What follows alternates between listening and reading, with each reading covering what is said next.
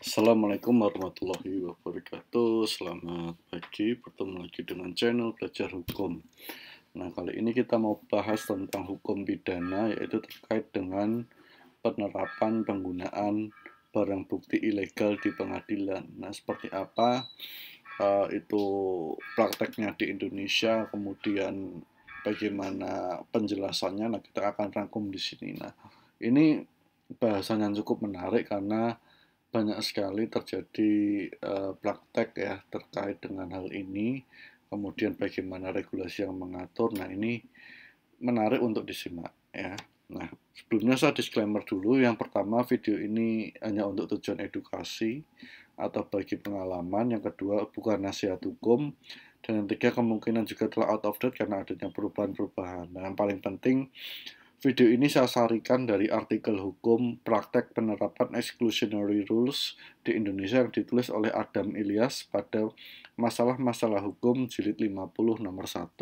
Nah, Anda bisa download artikelnya itu di Anda ketik saja di Google tuh masalah-masalah hukum, nanti di situ ada websitenya, biasanya Anda klik, nah itu nanti ada beberapa artikel, cari yang judulnya praktek penerapan exclusionary rules di Indonesia. Nah, ini di situ kita coba sarikan apa yang ditulis oleh Adam Ilyas ini dan bagaimana kita nanti membahasnya. Nah, pertanyaan simpelnya pertama adalah, bolehkah pengadilan menggunakan bukti yang ilegal? Nah, bukti yang ilegal ini yang dimaksud adalah bukti yang diperoleh dengan cara yang tidak sah.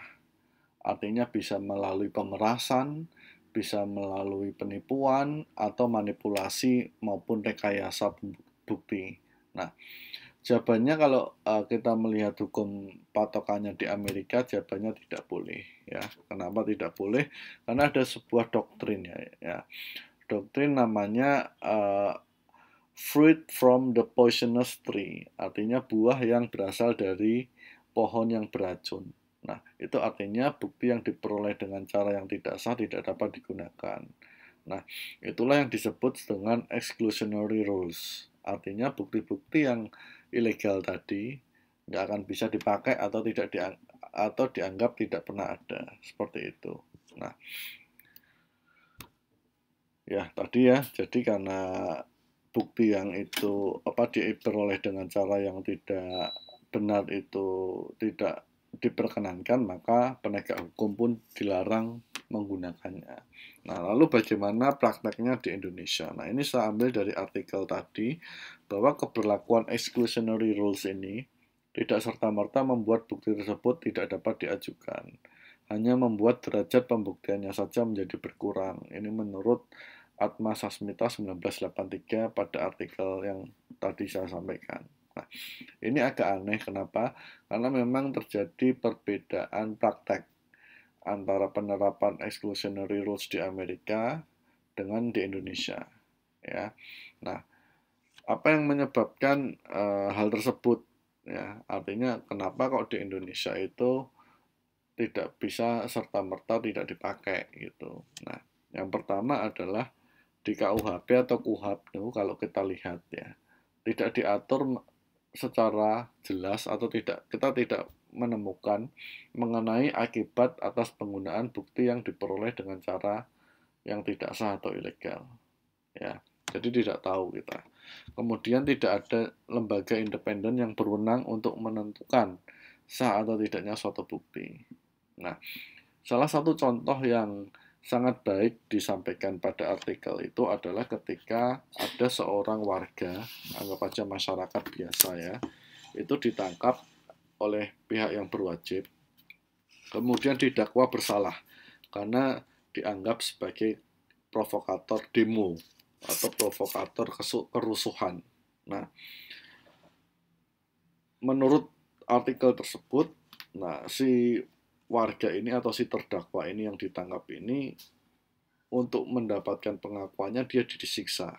Ya, dia disiksa oleh oknum penegak hukum.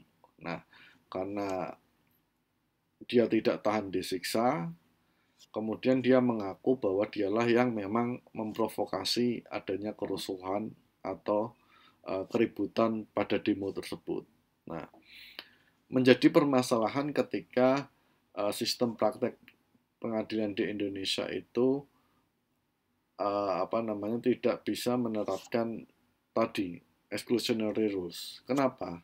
Ya, jadi katakanlah tadi disiksa untuk mendapatkan pengakuannya. Artinya bukti yang didapatkan berupa pengakuan tadi tidak didapatkan secara sah karena didapatkan melalui cara kekerasan, pemerasan, dan melanggar hak asasi manusia. Loh kan bisa si terdakwa itu menyampaikan kepada pengadilan nanti bahwa pernyataannya itu atau pengakuannya itu berdasarkan penyiksaan dan sebagainya. Nah, ternyata di Indonesia ada yang namanya asas actoria incumbit onus probandi. Artinya, siapa yang menuntut atau menyatakan, dialah yang wajib untuk membuktikan. Nah, bagaimana mungkin si terdakwa bisa membuktikan bahwa dia disiksa, pengakuannya itu keluar karena penyiksaan? Itu kan susah, karena si terdakwa ini berada dalam kondisi atau berada dalam tidak ada saksi yang melihat, tidak ada bukti yang membantu dia, karena dia bisa jadi sendirian, kemudian mungkin matanya ditutup, dipukulin, atau sebagaimana lampu ruangan dimatikan, nggak ada yang tahu.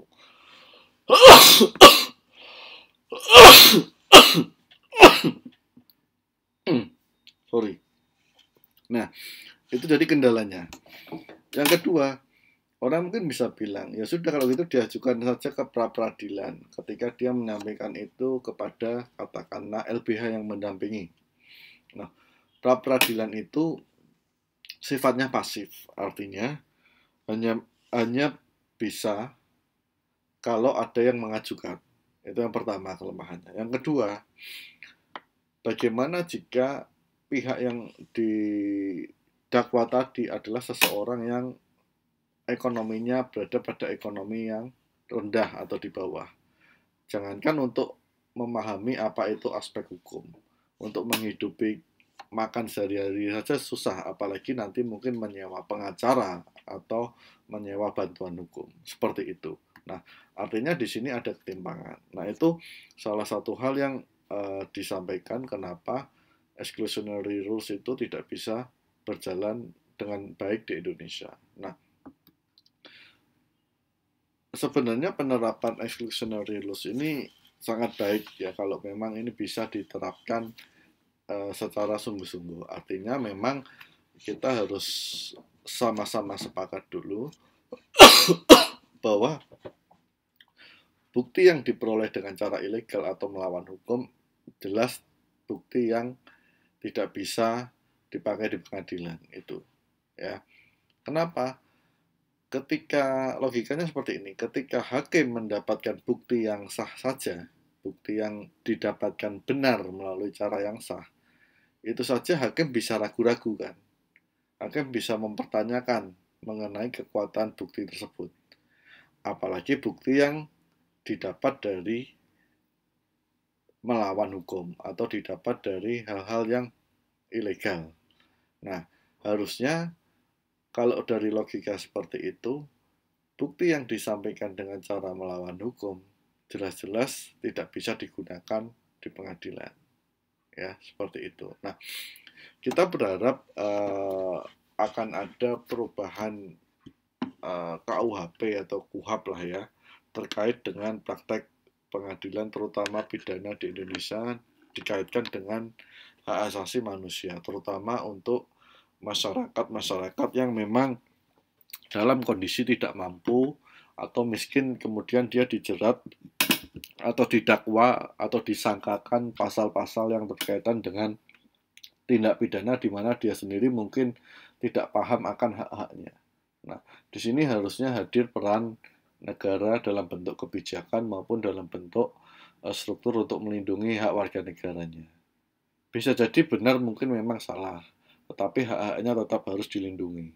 Cara mendapatkan bukti, cara mendapatkan pengakuan tidak melalui cara-cara yang ilegal. Ya, seperti itu.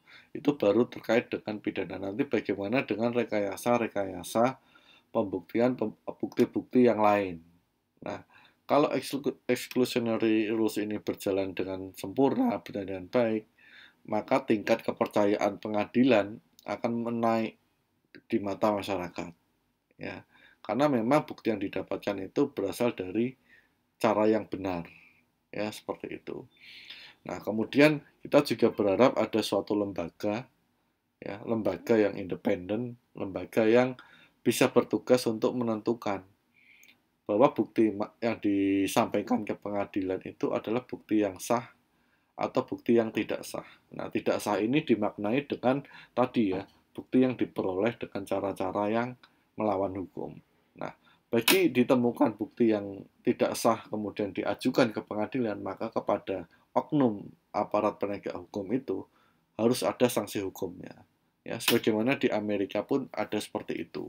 Ya, jadi kita berharap mudah-mudahan apa yang kita sampaikan tadi tentang exclusionary rules terkait dengan bukti ilegal itu bisa meningkatkan wawasan kita dan mudah-mudahan bisa memperbaiki lah, setidaknya menambah insight dari kita semua, pemahaman baru dari kita semua terkait dengan hukum pidana.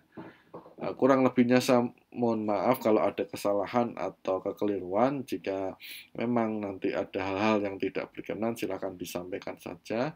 Saya terbuka untuk dikoreksi. Terima kasih sudah menonton. Assalamualaikum warahmatullahi wabarakatuh.